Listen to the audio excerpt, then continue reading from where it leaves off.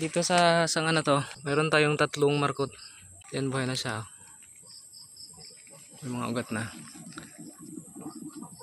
Yan pangalawa. Saka pangatlo. So pwede pa rin siyang dagdagan kahit pang-apat pa dito sa sanga na yan, sa part na yan.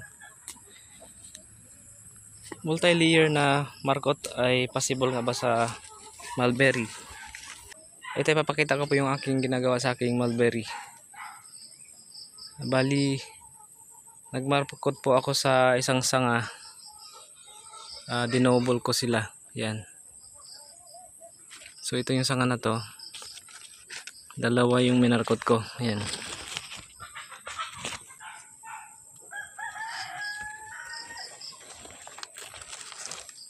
Yan. So sa sanga na to dalawa. Dito naman dalawa rin.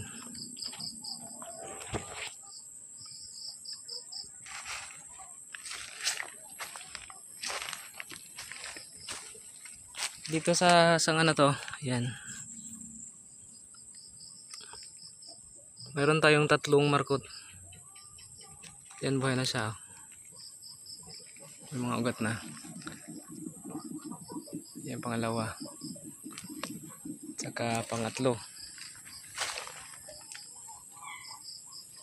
So pwede pa rin siyang dagdagan kahit pang-apat pa dito sa sanga na yan, sa part na yan. Ginawa ko lang ay tatlo lang.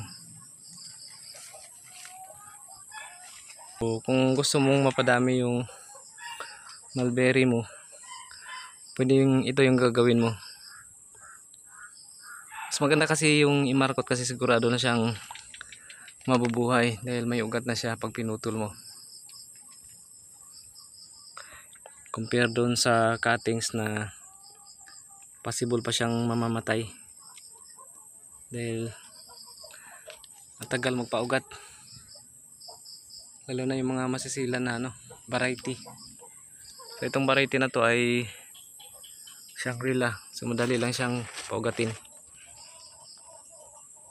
pagdating sa markot. Bali 2 linggo na to mahigit. Ito yung result niya. Yan. Ito yung sa pangalawang nabali. Ayan nabali siya pero may ugat na. Ito yung kadugtong yan. Pwede pa tong ibaging kasi boy, may naman siya, may ugat na. Ayan. So ganun lang po ang ginawa ko sa aking mulberry na Shangri-La.